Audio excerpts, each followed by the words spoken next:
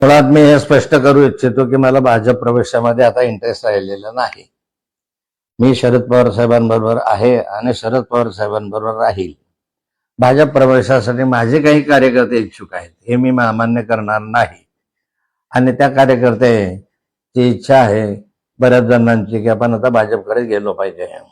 गिरीश महाजन जे आता या ठिकाणी बोलले की मी फार लहान माणूस आहे, ही गोष्ट खरी आहे की गिरीश महाजन फार लहान माणूस आहे, पण मुख्यमंत्र्यांच्या शर्यतीतला माणूस आहे. त्याच्या मतदारसंघामध्ये तसे बोर्डही लागलेले होते. त्यामुळे एवढ्या मोठ्या लहान माणसाशी मी संघर्ष करतोय.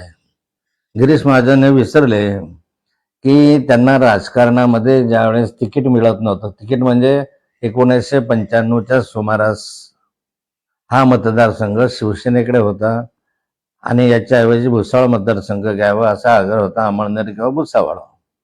त्यावेळेस भुसावळ मतदारसंघ शिवसेनेकडून भाजपकडे घ्यावा असा आग्रह त्या कालखंडामध्ये अनेकांनी धरला होता.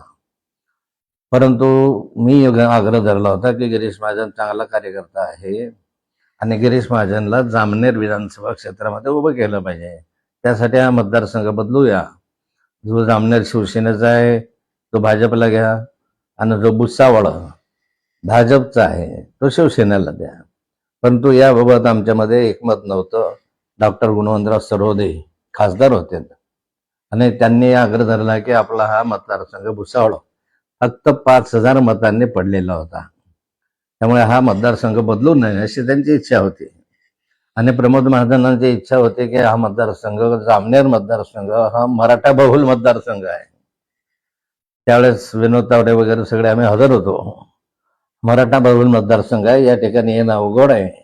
परंतु अशाही परिस्थितीमध्ये मी आग्रह धरला की या ठिकाणी आम्ही निवडून आणू, कार्यकर्त्यांचा उत्साह आहे आणि हा मतदारसंघ त्यामुळे बदलला आहे. गिरीश महाजन कदाचित विसरले असतील. त्यांच्या मतदारसंघामध्ये जोपर्यंत ते मंत्री झालेत तोपर्यंत त्यांना मी सातत्यानं सर्व बाबींनी सहकार्य केलं, सर्व तोशी सहकार्य केलं. माझ्या सभेशिवाय त्यांच्या मतदारसंघामधली निवडणुकीची संपता होतच नव्हतं. प्रत्येक वेळी माझ्या सभा व्हायच्या, प्रवास व्हायचा, प्रचार व्हायचा.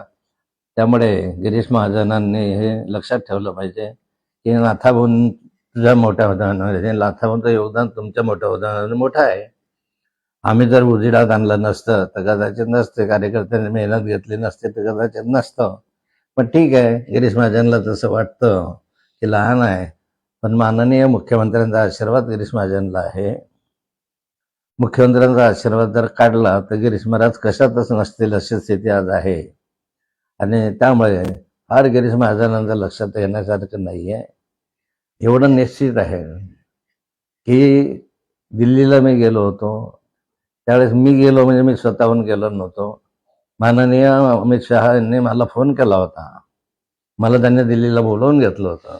त्यावेळेस मला माहिती नव्हतं काय काम आहे आणि गेल्यानंतर त्यांनी मला सांगितलं होतं की भाजप जॉईन करू आणि नड्डाजीकडे पाठवलं. नड्डाजींनी काय जेव्हा त्या सगळ्यांना माहिती आहे. त्यानंतरच्या कालखंडामध्ये गिरीश महाजन म्हणतात मी विरोध केला नव्हता. त्यांनी विरोध केला नसेल, पण वरच्यांनी जे मला सांगितलं त्या कालखंडामध्ये ते म्हणाले आपको अगर प्रवेश देंगे तो भाजप के लोकल लोग पार्टी बोल रहे कि हम काम नहीं करेंगे, हम सीट गिरा देंगे, ऐसा वो ब्लैकमेल कर रहे हैं, इसलिए आप लोकसभा में हमारा काम करो, बाद में देखते हैं असं त्यांनी म्हटलं होतं. मग ब्लॅकमेल कोण करत होतं? नाथाभाऊंना प्रवेश दिला तर आत्ताही म्हणतात की नाथाभाऊंकडे जर देवेंद्र फडणवीस वाढदिवसाच्या दिवशी आले तर मी राजकारण सोडून देईल, हे वाक्य कोणाचे आहे? अशा अनेक गोष्टी आपण त्या खोलवर मी जात नाही. माझा 75वा वाढदिवस आहे, अमृत महोत्सवी वाढदिवस आहे आणि त्यानिमित्त शरद पवार साहेब, उद्धवजी ठाकरे, शिंदे साहेब या सर्वांनाच विनंती करणार आहे की तुम्ही यावं, जे येतील त्यांचं स्वागत करणार आहे. लेवा जगत यूट्यूब चॅनलमध्ये आपलं स्वागत आहे. आपल्या परिसरातील ताज्या घडामोडी बघण्याकरता आमचे चॅनल सबस्क्राईब करा आणि आपल्या मोबाईलवर बघा ताज्या बातम्या व कमेंट करून प्रतिक्रिया जरूर कळवा. बघत रहा लेवा जगत. धन्यवाद.